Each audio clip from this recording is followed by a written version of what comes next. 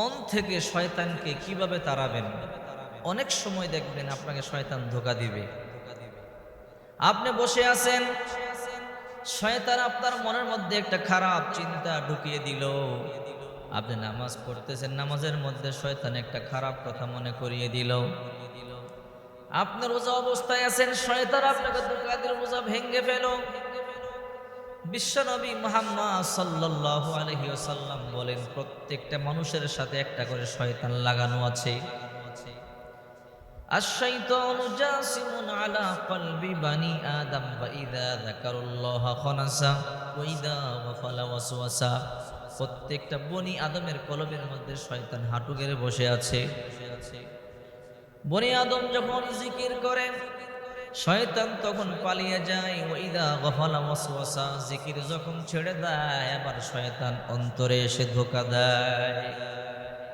এই জন্য যখন শয়তান আপনাকে ধোঁকা দিবে, বেশি বেশি জিকির করবেন, লা ইলাহা ইল্লাল্লাহ, লা ইলাহা ইল্লাল্লাহ, লা ইলাহা ইল্লাল্লাহ। যখন শয়তান ধোঁকা দিবে তখন আপনি জিকির শুরু করে দিবেন। জিকির করলে শয়তান দূরে চলে যাবে। আর একটা কথা বলে দেই, সর্বাবস্থায় ওযু অবস্থায় থাকবেন। ওযু অবস্থায় থাকলে শয়তান আপনাকে ধোঁকা দিতে পারবে না। ওযু হলো মুমিনের জন্য ডাল সরু। মুমিন যখন ওযু অবস্থায় থাকে, শয়তান ধোঁকা দিতে পারে না। এই জন্য নবী রাসূলগণ সর্ব অবস্থায় ওযু অবস্থায় থাকতেন। সাহাবায়ে কেরামগণ সর্ব অবস্থায় ওযু অবস্থায় থাকতেন। এই জন্য বিশ্বনবী মুহাম্মদ সাল্লাল্লাহু আলাইহি ওয়াসাল্লাম বলেন, তোমরা সর্ব অবস্থায় ওযু অবস্থায় থাকবে। শয়তান যখন ধোঁকা দিবে, বেশি বেশি পাঠ করবেন, আউযু বিল্লাহি মিনাশ শাইতানির রাজিম, আউযু বিল্লাহি মিনাশ শাইতানির রাজিম।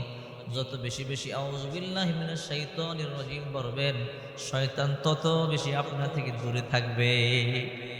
শয়তানের ধোঁকা থেকে বাঁচতে হলে বিশেষ করে তিনটি কাজ করবেন। এক নাম্বার, মন থেকে শয়তান তাড়াতে হলে সবসময় ওযু অবস্থায় থাকবেন। দুই নাম্বারে বেশি বেশি জিকির করবেন, লা ইলাহা ইল্লাল্লাহ। তিন নাম্বারে আউযু বিল্লাহি মিনাশ শাইতানির রাজিম বেশি বেশি পড়বেন।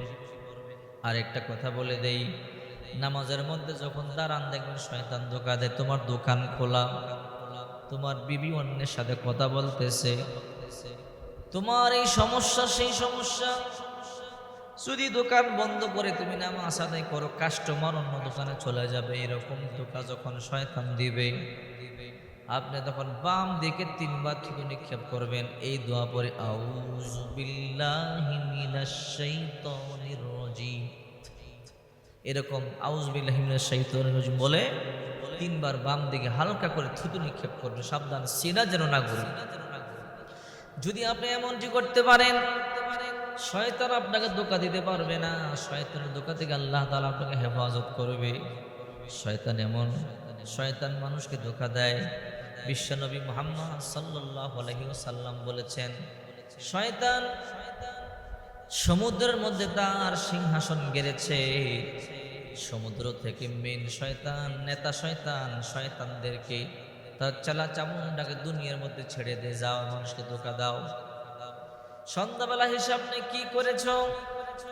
একজন বলে, আমি নামাজ থেকে মানুষকে গাফেল রেখেছি। বলে, তোমার কাজটা সবচেয়ে উত্তম হলো না। আরেকজন বলে, আমি মারামারি লাগাইছি। বলে, না, সেটাও তোমার উত্তম কাজ করতে পারো নাই। আরেকটাকে মদ পান করাইছি। শয়তান কয়, তোমারটা উত্তম কাজ হয় নাই। আরেকটাই কয়, তুমি কি করেছো? বলে, রোজা ভাঙ্গাইয়ে দিছি। তারপরও তুমি উত্তম কাজ করতে পারো নাই। আরেকটাই কয়, তুমি কি করছো? কয়, আমি চুরি করাইছি। কয়, তুমি উত্তম কাজ করতে পারো নাই। আরেকটারে কয়, তুমি কি করছো? বলে, ডাকাতি করছি না। তুমি কি করেছো? নামাজ ভঙ্গ করাইছি। বলে, তুমি উত্তম কাজ করতে পারো নাই। আরেকটারে কয়, তুমি কি করেছো? বলে, স্বামী আর স্ত্রীর মধ্যে ঝগড়া লাগাই দিছি। কয়, তোর কাজটা উত্তম হয়েছে। কি তোর কাজটা উত্তম হয়েছে?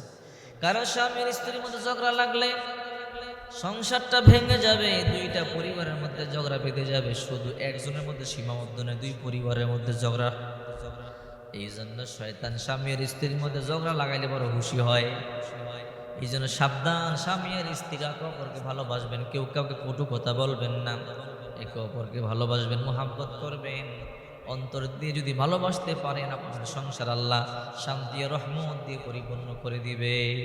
স্বামী আর স্ত্রীর ভালোবাসা যত বেশি হবে আল্লাহ তাআলা ওই পরিবারে তত বেশি শান্তি আর রহমত ঢেলে দিবে। আর যে ঘরে স্বামী আর স্ত্রী ভালোবাসা নাই, ওই ঘরে রহমতও নাই, বরকতও নাই, আল্লাহর পক্ষ থেকে শান্তিও নাই।